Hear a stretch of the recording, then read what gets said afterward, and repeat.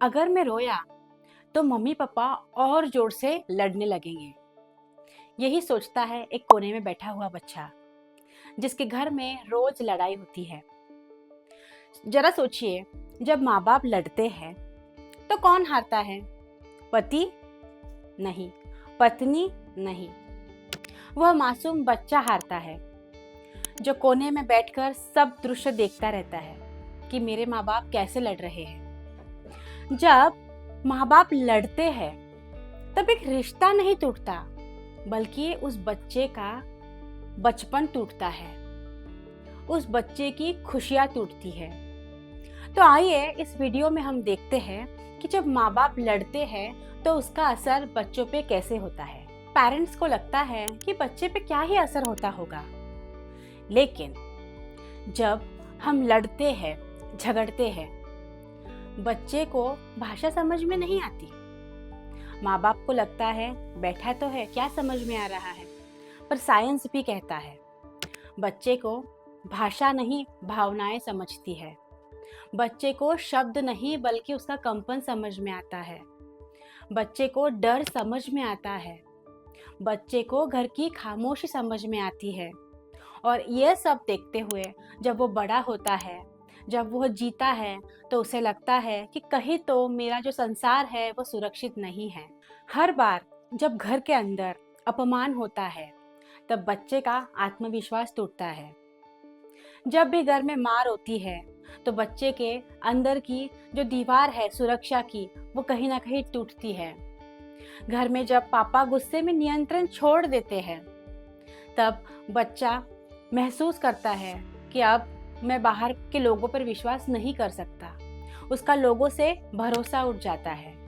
और सबसे दर्दनाक बात क्या होती है पता है? कि बच्चों को लगता है कि यह सब झगड़ा मेरी वजह से हो रहा है। जरा सोचिए, जिस उम्र में बच्चे को ABCD सीखना होती है, उस उम्र में बच्चा अपराध बोध यानी कि गिल्ट सीख रहा है। जिस उम्र में बच्चे को दोस्त बनाने हैं, उस उम्र में बच्चा डर के साथ जीने लगता है। और सबसे बड़ी बात क्या होती है पता है?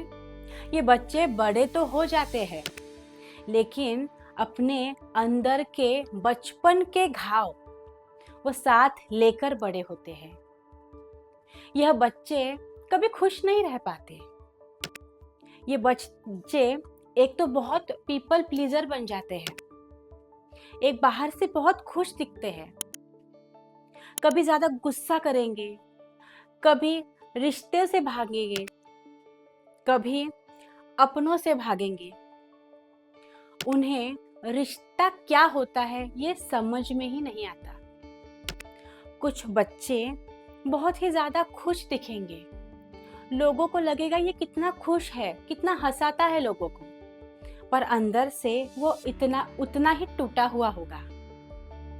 इसीलिए माँ बाप का यह कर्तव्य है कि हमारे बच्चों का मेंटल हेल्थ कैसे ठीक रखें। तो सवाल आता है, क्या बच्चों पर इसका असर होगा? नहीं, सवाल ये है कि बच्चों पर इसका कितना गहरा असर होगा। आज हम देखते हैं depression, anxiety, panic attacks, relationship failures. इसकी शुरुआत किसी अस्पताल में नहीं हुई। इसकी शुरुआत उस हर दिन घर में हुई है जब रोज रात को माँ बाप लड़ते हैं और बच्चा देखता है। मैं माँ बाप से कहना चाहूंगी कि बच्चे आपकी बातें नहीं सुन रहे, वह देख रहे हैं कि आप रिश्ता कैसे निभाते हो। वह देख रहा है कि प्यार क्या होता है, सम्मान क्या होता है, अपनापन क्या होता है। अगर झगड़ा होता है तो आप उसे सॉल्व कैसे करते हो, आप एक दूसरे को कैसे रिस्पेक्ट करते हो, माफी कैसे मांगते हो, और लास्ट में आप रिश्ता कैसे निभाते हो। मैंने ऐसे कई माँ बाप देखे हैं जो अपने बच्चों पे करोड़ों रुपए खर्च कर देते हैं, खर्च क्या छोड़ भी देते हैं। उन्हें महंगी से महंगी स्कूल में डालते हैं, अच्छे से अच्छे कॉलेज भेजते हैं, पढ़ाई करने के लिए विदेश भेजते हैं, बिजनेस के लिए बहुत पैसे देते हैं। लेकिन जरा सोचिए, आप आपके बच्चों को इमोशनल सेफ्टी देते हो? क्या आपके बच्चे आपके साथ इमोशनली फील करते हैं? आज घर जाइए, आपका बच्चा कमरे में सोया होगा, ज़रा उस मासूम की तरफ देखिए। क्या वह आपके साथ शांति महसूस करता है या चुप्पी महसूस करता है? शांति और चुप्पी में साइलेंस है। शांति का अर्थ होता है पीस और चुप्पी मीन्स साइलेंस।